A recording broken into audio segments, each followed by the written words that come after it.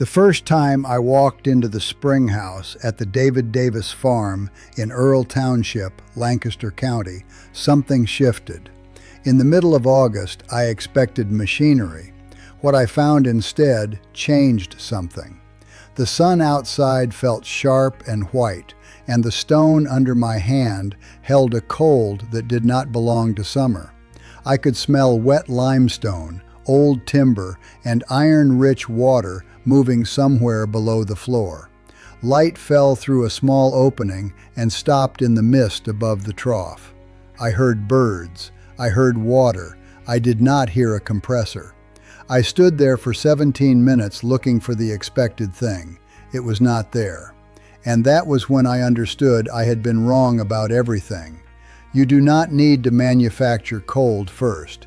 You need to stop fighting the earth that is already colder than the air around your house. I have been going back to Lancaster and Holmes County every summer for 3 years, and every time I find something the building industry forgot on purpose.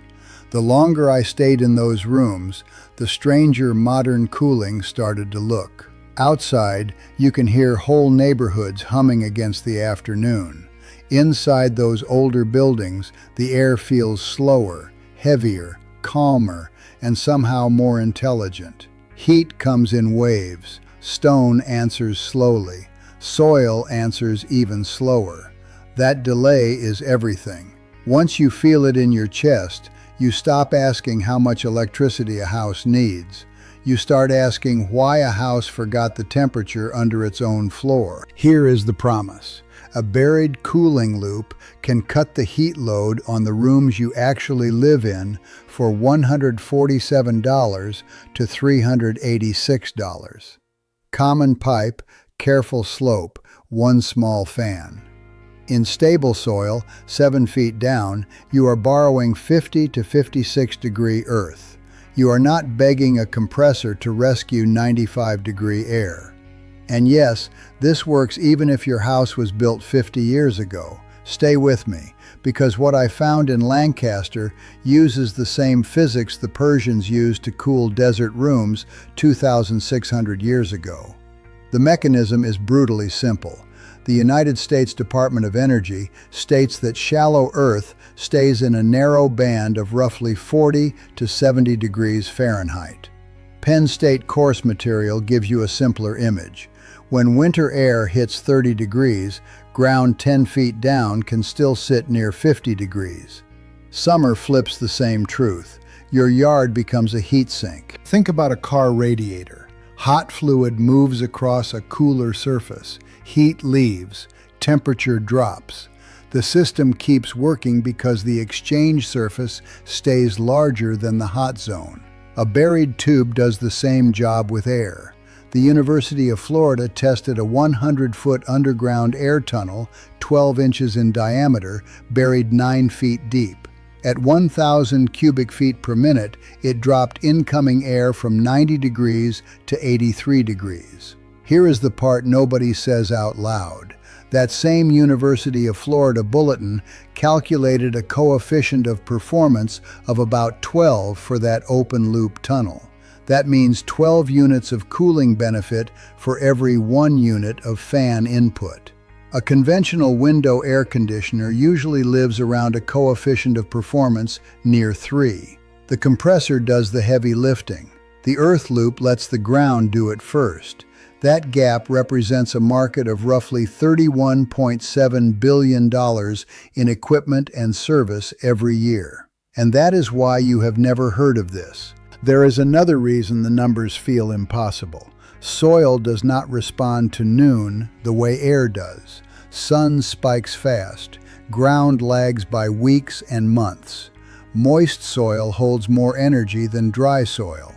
Living Web Farms notes that moist ground resists seasonal swings far better than dry ground. Natural Resources Canada recommends smaller tubes, steady air speeds, drainage, and depth because surface chaos disappears as you go down. You are not creating cold. You are intercepting thermal stability before your drywall, shingles, and attic insulation lose the fight. That is why the first few feet matter less than the deeper band. The surface lies to you every afternoon. 6 or 7 feet down, the earth tells the truth. Not drama, not marketing, temperature. I felt that difference in Holmes County, Ohio. I walked into a farm outbuilding outside Mount Hope after standing in 88-degree dust and horse heat. My forearms cooled almost immediately. The room sounded empty in the strangest way. No fan whine, no condenser kick, no duct rush, just a little water sound and one door hinge settling back into place. I asked Reuben why the room stayed that way. Reuben smiled, tapped the stone, and told me, "The ground keeps its mind." That sentence stayed with me. Reuben traced the method back 4 generations. Family knowledge came from the Canton of Bern and the Palatinate, then adapted to Ohio soil and Pennsylvania stone. Spring houses, milk rooms, root cellars, shaded vent paths. Same logic, new layout. Reuben showed me the small decisions that never make it into glossy contractor brochures. Doors kept out of direct west sun. Vent openings placed low first, then high. Stone left exposed where it could absorb the night. Water moving under or beside the structure whenever the site allowed it. Nothing looked complicated. Everything looked deliberate. That is what shook me. You can stand inside 200 years of accumulated trial and error and feel how little of it survives in a modern estimate. That knowledge never disappeared. It was set aside. It was waiting. The Pennsylvania Historical and Museum Commission documented the same pattern in Lancaster Plain history. The 1929 dairy inspection era records still show spring houses and milk houses cooling food and milk before transport. Go farther back and you see the same answer. In Yazd, Persian builders pushed desert wind through budgirs and down into cellars cooled by Qanat water. BBC reporting on the Lariha house describes a slight chill 38 steps down. Studies there show wind catchers cutting indoor temperature by around 10 degrees. Different language, same physics. Then look east. A 2021 study of traditional skywell homes in southern China found interior temperatures 2.6 to 4.3 degrees Celsius below outside air. Evaporative cooling and natural draft did the work. No compressor, no refrigerant, just air, water, shade, mass, and geometry doing patient work. The Persians did not read this in a textbook. They figured it out the way all real knowledge gets discovered, by paying attention to what the earth was already doing. Every civilization that mastered punishing heat arrived at the same answer independently.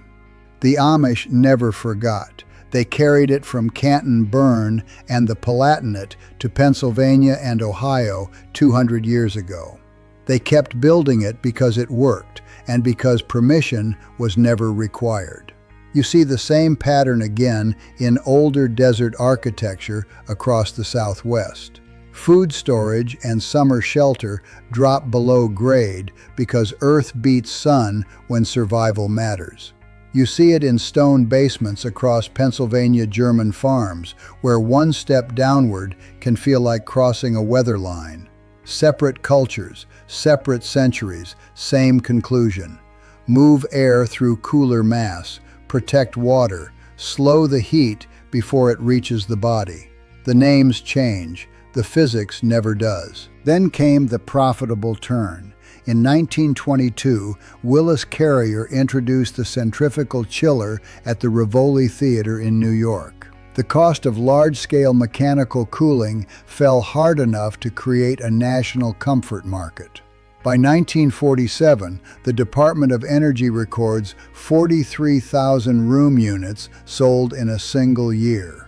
A house cooled by earth, shade, and moving air threatened an equipment future that would grow into tens of billions of dollars. The suppression did not need one secret meeting. The suppression needed standards, code language, and repetition. Penn State's housing research history gives the sequence clearly. ASHV adopted a 30 cubic feet per minute per occupant ventilation rate in 1895, then advocated a proposed model law in 1914.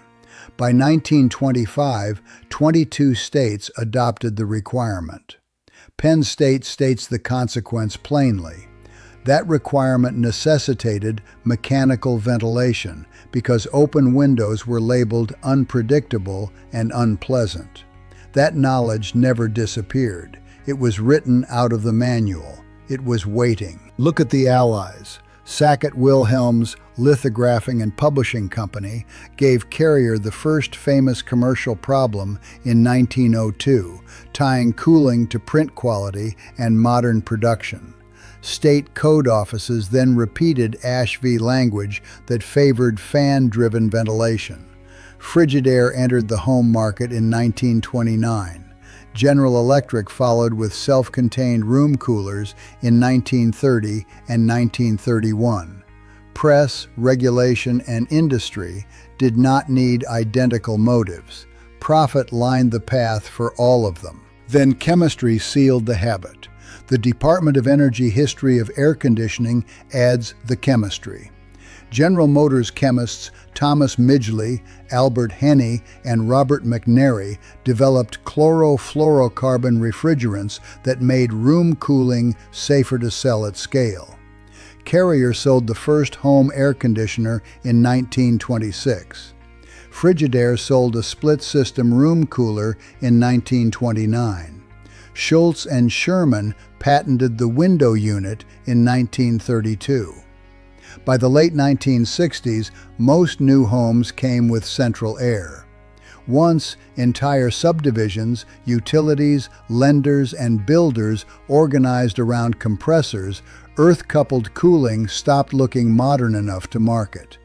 An entire field of knowledge disappeared from architecture schools, building codes, and engineering curricula. Not because it failed, because it was not profitable. You can still watch the same pattern now. Open Secrets records the Air Conditioning, Heating, and Refrigeration Institute spending $964,622 on federal lobbying in 2022. The Institute for Market Transformation reports the next turn. After the stronger 2021 IECC cycle, the International Code Council changed the energy code process. Participants widely criticized that move. The financial motive stayed simple.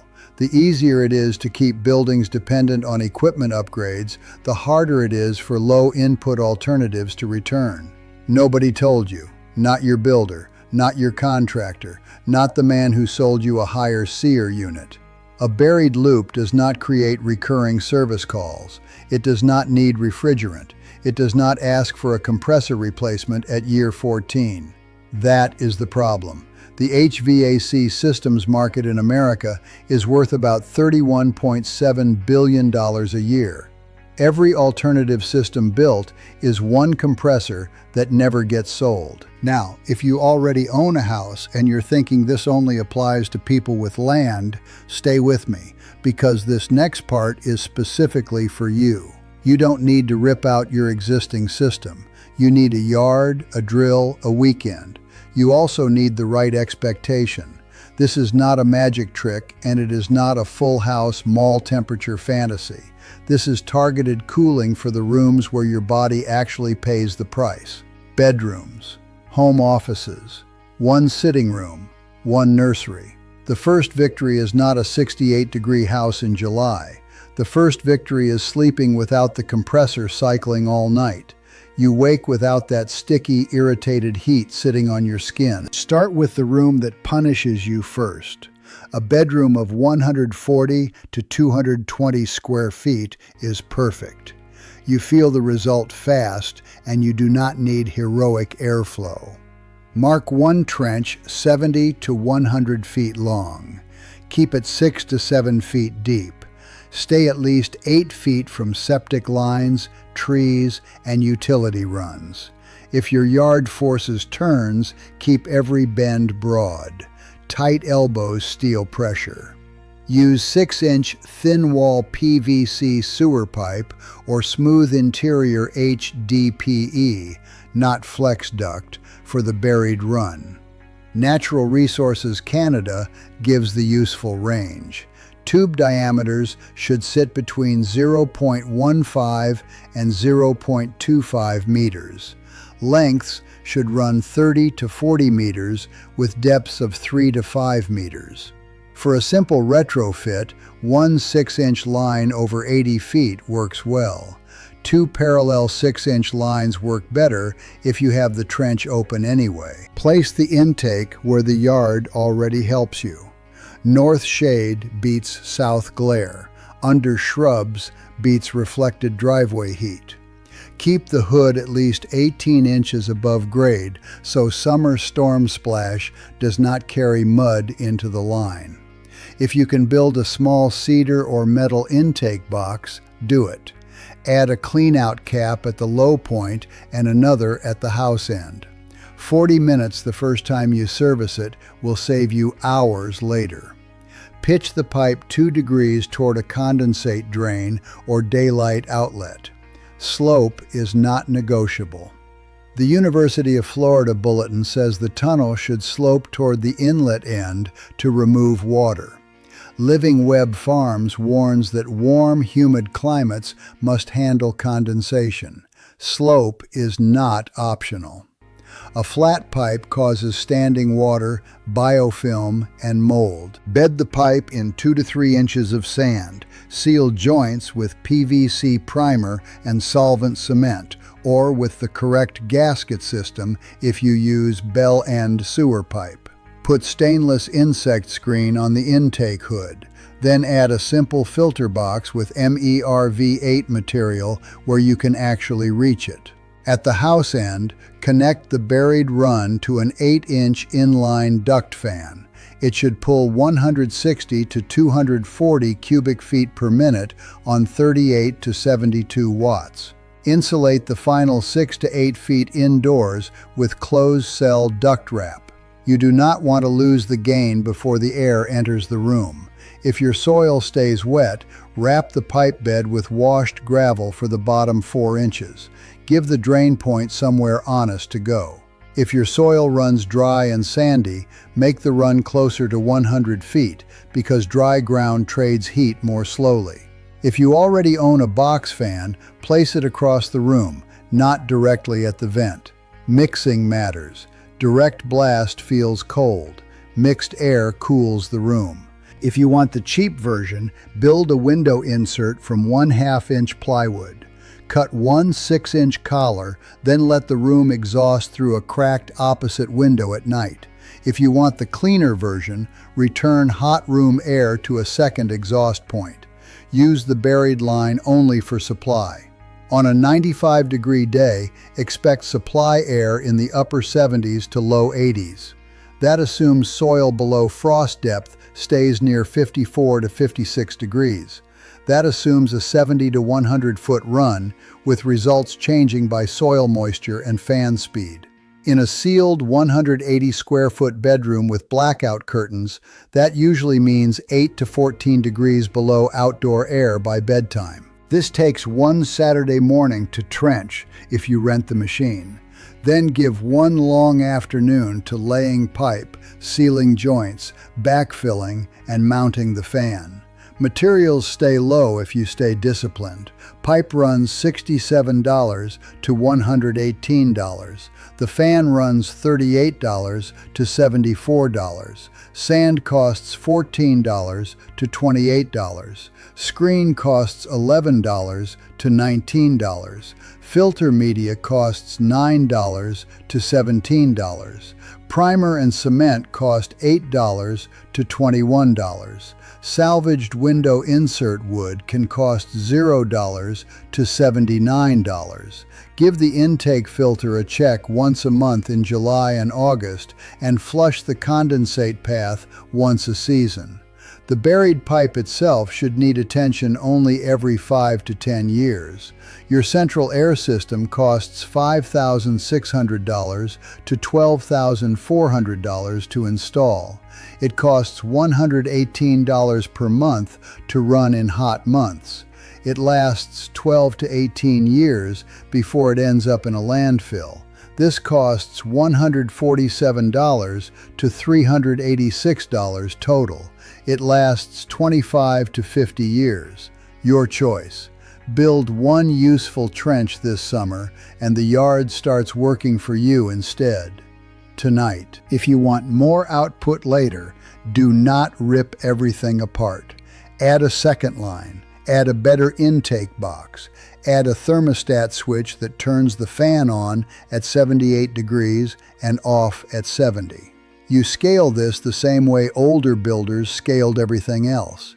One useful piece first, then another, then another. That is how real systems grow when people build for themselves.